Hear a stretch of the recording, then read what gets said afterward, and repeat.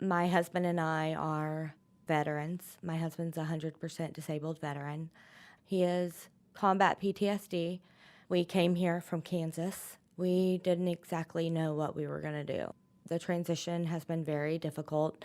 People always think that once you get out, you still have all these resources with the military, and it doesn't always happen that way. Once you hit that veteran status, it's a different world. Those VA checks don't come in, and those retirement checks don't come in for a long time. Veterans, a lot of times, are set up for failure because we have nothing to go to.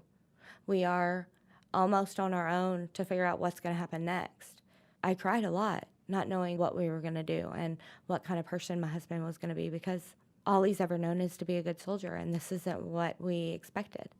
I'm a caregiver to a husband that's 35 and a 3-year-old and a 4-year-old. They both have a lot of medical needs, and I went to apply for WIC, and one of the young men gave me a paper that showed all of the different farmers markets that are around the San Antonio area, and they offer these vouchers during the summertime, and you get to go and pick out vegetables for our family. So while I was there, I actually met a young man that gave me the information to contact the food pantry. And when I first talked to you, I just told you what I was needing, and you have one of the most kindest voices on the phone. I felt so loved, and I didn't even know you. I believe our conversation was 2 hours. Yeah. Probably longer than that. I got off the phone and I was like, oh gosh, I let it out. So you're not the only one who cried. It's a soft spot for me because my family are all military. So to hear your story and to hear you struggle and to hear you needing to vent, I was like, I'm going to do everything that I can. Right off the bat was, let's apply for food stamps, let's apply for children's Medicaid. And I was so happy to hear that you were able to get on WIC.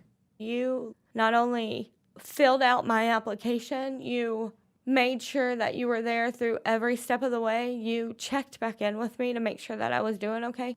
To have you to talk to has been such a great sounding board for me, because I've needed just a friend, making somebody smile or saying, hey, you look pretty. You did things for me that I can't do for myself. You know how there's those jobs where you just leave the job there. Don't take the job with you when you go home. No, this is the job that you take home with you, and you're like, did I really do enough for that client? The service you provide is so beyond amazing. When you go home, I hope you give yourself the biggest hug ever, because you've impacted me, just being able to literally know that there's somebody I can go to when I need to. It's people like you that give us a sense of we can get through this hard time and it'll be better. It will get better today. It'll get better tomorrow. You've just been incredible. It's incredibly humbling, and you look very pretty, by the way.